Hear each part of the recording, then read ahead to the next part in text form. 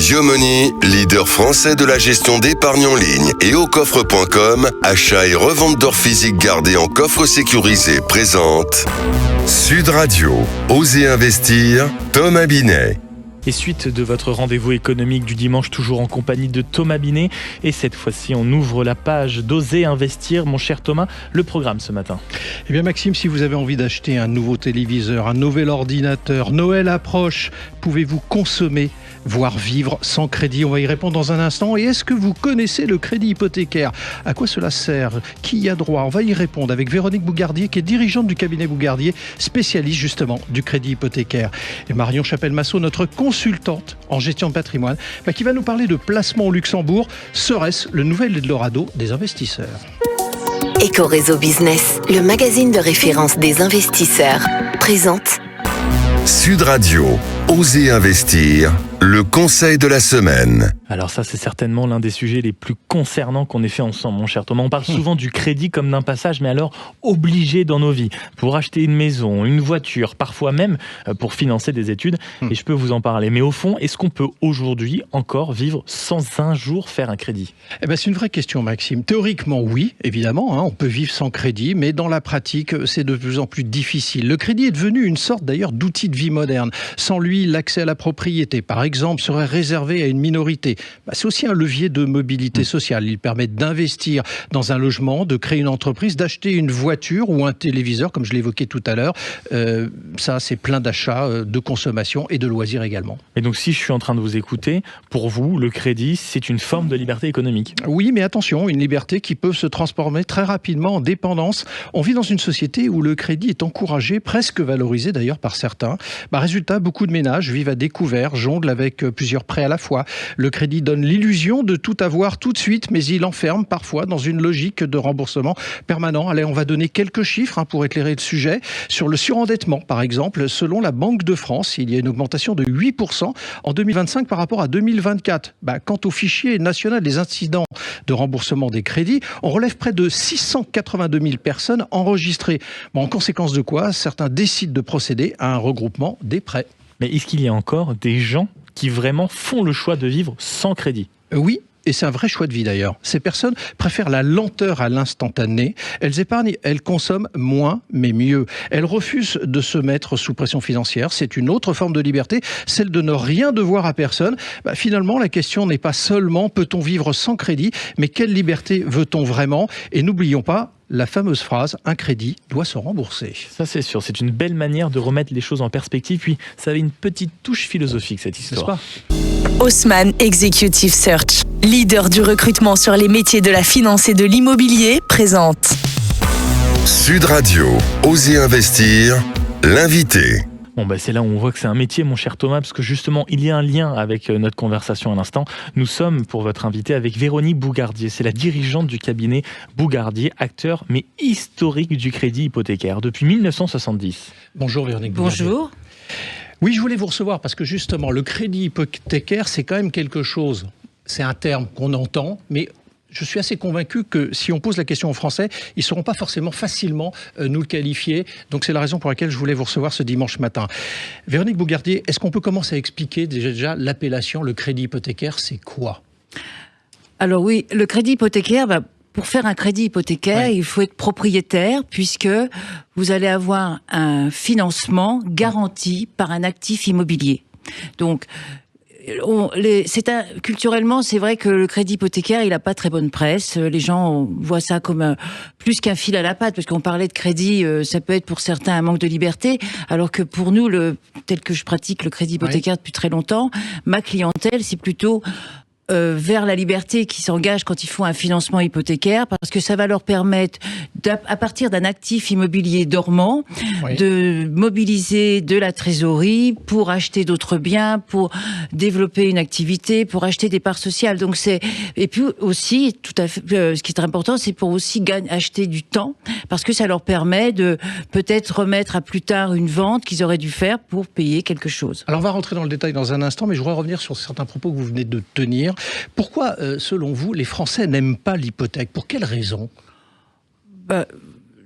Alors, parce que c'est un mot qui fait un peu peur en France. C'est le sentiment de se déposséder de quelque chose. C'est le mot, parce qu'il est très méconnu aussi, parce que les personnes qui, quand on parle d'hypothèque, ils pensent que le bien est cédé, alors que en aucun cas, le bien il est cédé au créancier, à la banque ou à un créancier quelconque.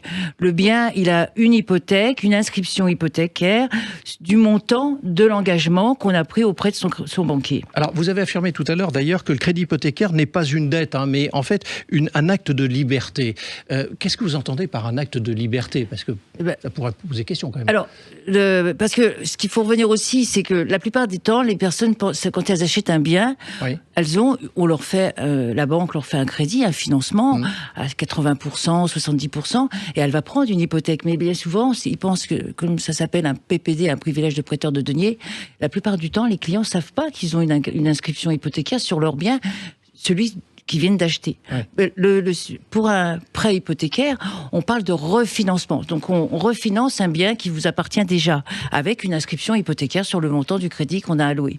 Donc l'idée, c'est plus une méconnaissance et ce mot qui fait peur que culturellement que vraiment un fait grave. Voilà, c'est plutôt le fait que c'est mal connu de la plupart des gens. Ça s'adresse à tout le monde? Alors le crédit hypothécaire, il s'adresse à des propriétaires immobiliers, bien sûr. Hein. Oui. Donc il faut être propriétaire d'un bien immobilier. Mais quand on parle de liberté, c'est vrai. Par exemple, vous voulez acheter un nouveau bien, la banque, vous allez voir votre banque traditionnelle, et elle va vous demander un apport. Toujours. Si vous n'avez pas obligatoirement ce cash à disposition. Donc, avec un crédit hypothécaire, si vous pouvez apporter un bien supplémentaire en garantie, vous pourrez, par mes services, avoir un financement à 100%. Alors, rentrons un peu dans le détail, justement. Quelles sont les conditions d'octroi pour obtenir un crédit hypothécaire, au-delà du fait d'être propriétaire? Voilà, donc, l'octroi, c'est d'avoir des revenus, parce qu'en France, quelle que soit la garantie, on ne prête pas sur une capacité, on ne prête pas sur une garantie, on prête sur une capacité à rembourser. Donc, le crédit hypothécaire... Donc, pardon, je vous interromps. Ça veut dire que vous pouvez avoir de l'argent en banque, c'est pas le sujet, il faut avoir des revenus. C'est ça que vous êtes en train de nous dire. Il ne faut pas avoir seulement des biens apportés en garantie pour faire un crédit. Des revenus réguliers. Il faut avoir des revenus pour payer son emprunt. C'est logique. En France, on ne fait pas un crédit sans revenus. Donc, on a une capacité, on a des biens, des actifs immobiliers, on a des revenus. En fonction du montant de ces actifs et de ces revenus, on aura une somme plus ou moins importante. Ce qui est important dans le crédit hypothécaire, c'est que lorsque vous avez besoin d'une trésorerie, ou vous pouvez emprunter à titre personnel, une somme plus importante qu'un crédit à la consommation. Un crédit à la consommation sans garantie, ça s'arrête à un certain montant. Au-delà de 75 000, 80 000, la banque, elle arrête de faire un prêt à la consommation. Donc, la banque, elle va demander des garanties complémentaires. Alors, parfois, vous avez un placement à donner en garantie, mais c'est pas la plupart des cas. Et c'est beaucoup mieux d'apporter un bien immobilier qui dort, comme on dit dans les pays anglo-saxons, mortgage. Ça veut bien dire ce que ça veut dire. Un bien immobilier, c'est quelque chose, même s'il vous rapporte et qu'il vous rapporte des revenus locatifs, c'est quand même, vous pouvez encore en bénéficier pour mobiliser de la trésorerie. Alors, je me mets à la place de ceux qui nous écoutent ce dimanche matin. Ils veulent acheter un bien, ils envisagent un crédit hypothécaire. Est-ce qu'il y a des pièges à éviter? Est-ce que vous pouvez nous éclairer là-dessus? De toute façon, il n'y a pas vraiment de piège à éviter, parce qu'on va faire une analyse très très stricte sur le montage du dossier. Oui. Donc le client, il va tout savoir, il va avoir un bien immobilier, il va avoir un besoin, on va étudier son dossier. Il n'y a pas vraiment de piège, non. C'est un prêt classique, traditionnel, il peut être in fine amortissable comme tous les prêts. C'est un prêt bancaire garanti par un bien immobilier. Alors, moi je pense à une catégorie de personnes en particulier, ce sont les seniors, qu'on qualifie souvent de gens qui sont exclus du crédit de par leur position de senior. Est-ce que le crédit hypothécaire deviendrait une solution, ou est une solution pour eux du coup? Alors, le crédit hypothécaire peut être une vraie solution pour les gens d'un certain âge, parce qu'on ne demande pas d'assurance décès. Donc ça, c'est un atout, parce que même s'ils sont en bonne santé, quand on a un âge avancé, la prime d'assurance va quand même être très importante, et on rencontre beaucoup de cas où le crédit n'est pas octroyé à quelqu'un qui a un certain âge. Nous, on n'a pas de limite d'âge. On peut aller sur la dernière échéance jusqu'à 95 ans.